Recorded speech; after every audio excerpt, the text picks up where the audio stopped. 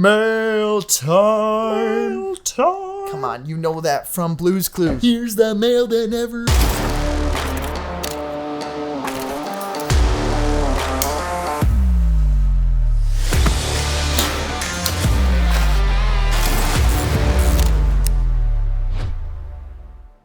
What's going on, everybody? Loadout EDC back at it again with another video. We have a very special video today.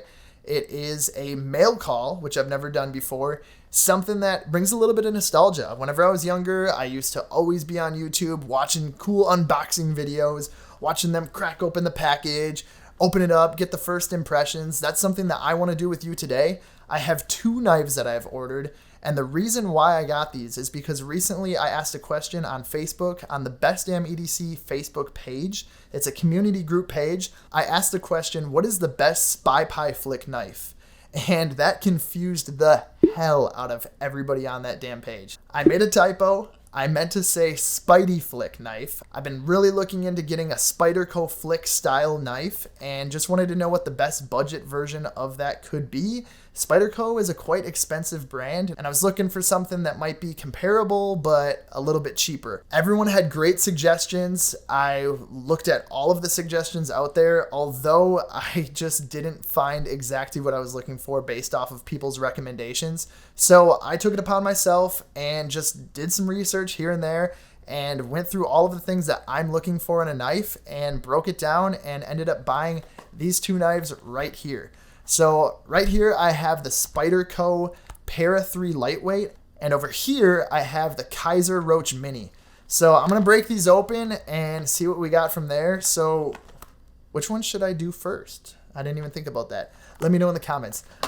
I'm just kidding. All right, let's start with the Kizer Roach Mini, and I'll give you a very specific reason why. And that's because I have the CRKT Tuna Compact right here, which is actually the reason why I bought this knife right here. The CRKT Tuna is a knife that I've always really liked. It's a small knife. It has a great edge to it. I love the design, the build. You can definitely see the engineering in this knife. It has a real strong flick, great action without it being spring-loaded. I don't know if it's bearings or washers. Oh, it looks like it's washers in here, but it just has a really nice flick to it. It feels like it's going to hold up. The only problem I have with it is the pocket clip. It has a great pocket clip. It is a deep carry clip with just a little bit showing right there, which does have a lanyard loop. I didn't even realize that until now. But the thing that I don't like is that this has fallen out of my pocket, and I move around quite a bit at work, and this knife just won't suffice for that reason. All right, let's get down to business. Here we go. So let's open this box here. Ooh, look at that. It comes in this little envelope right here. Oh, maybe not. This is just a manual. Okay, interesting. I thought this was a little envelope packaging for the knife, but it's not. I got some extra screws here. I'm assuming this is so I can swap the pocket clip out. I'm gonna put this to the side and crack open the knife. Oh, wow. Look at that.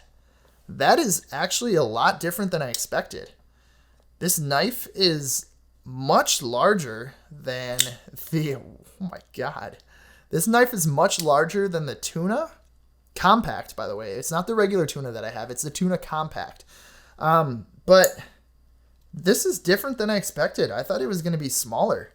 Let me just show you a quick side-by-side on the size difference. So I guess if you put them side-by-side, they're not that much different, but it is a pretty noticeable size difference. Oh yeah, in the hand, it does feel a lot different. This doesn't fill my hand quite as much, this Tuna Compact, but the Kizer, wow, that like fits in my palm perfectly. Dude, that snaps. That is really nice. By the way, this is under 50 bucks. I want to say it was like $48. This was also in that price range. So I will post Amazon links to both of these in the description below for you to check out. But dude, I did not think this would be as snappy as it is. I said this engineering was good. I think this is even better. I'm actually really surprised. And I love this knife. Like, this is definitely my go-to like everyday knife for pretty much any situation because of its size. I can fit it in a pocket. I can fit it in my waistband. Like, I can put this anywhere. So, man, all right. So the Spy Pie flick, that's what I'm looking forward to. Whoa! Oh, that was nice. Dang. Okay, so I've never used a Spidey flick knife, by the way. So this is new to me. So let me try it again. All right, that's not too bad. I'm just really impressed by how smooth the action is. It's really smooth.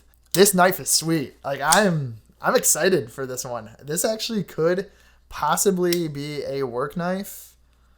I don't know. Wow, I'm just impressed by the flick. Ooh, and you can flick it with your thumb. So it's got the finger flicker right here, finger flipper, and it's got the Spidey flick. Oh, there we go. The Spidey flick thumb hole right here. And then you can use it for your thumb. I'm not as good with that. Yeah, there we go. Or you can do just like the regular finger flicker. There we go. So the pocket clip is what interests me because I need a deep carry pocket clip, and I also want it to be pretty lengthy so that it won't fall out of my pocket. It also has a strong retention, so that's really good.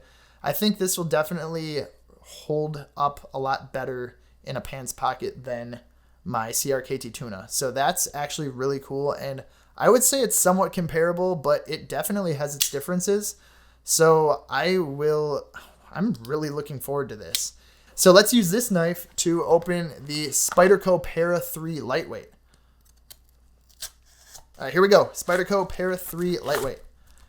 The box looks old. I feel like they need to like rebrand or redesign their packaging. Maybe they have, and this is just an older style knife. I'm sure this knife isn't new by any means, but it's new to me. So came with a little sticker. That's kind of neat. And just the manual and a little piece of foam. Nothing special here. Whoop. All right, put the box aside. Again, in this plastic packaging. This is lightweight. Wow, this is much lighter than the knife that I just opened, and I thought this was going to be bigger and heavier. So this is the Spyderco Para 3 Lightweight. I will try to figure out how to open it up quick because I'm new to this Spidey flick action. It isn't opening like I would have expected it to. Oh, wow. I didn't even realize that. I thought this was going to be a liner lock, but the lock is actually on the back of the knife, which is very new to me. I've never seen a knife that does that. Is that normal for Spyderco? Because I would be used to doing the liner lock. I don't know how I like it, and I don't know if I want to keep it now because of that. I'll have to get used to it. Maybe I'll try it out and see what happens. But this definitely is not as flicky as the other one was. Like, I can't even flick it all the way open. So it will need to get broken in, that's for sure. Maybe I'll do like 500 flicks with this thing, and if it doesn't work after 500, I'm done. Like, there we go. Oh, we got some action now. Yeah, it just needs to be broken in for sure. It is lighter weight and does not feel very durable.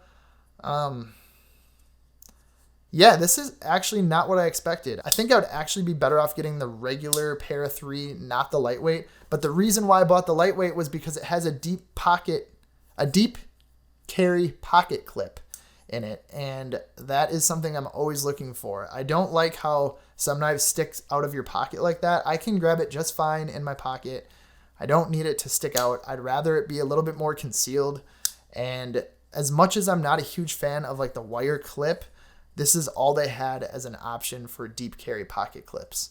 So if you do have any other suggestions, I might be possibly replacing this knife.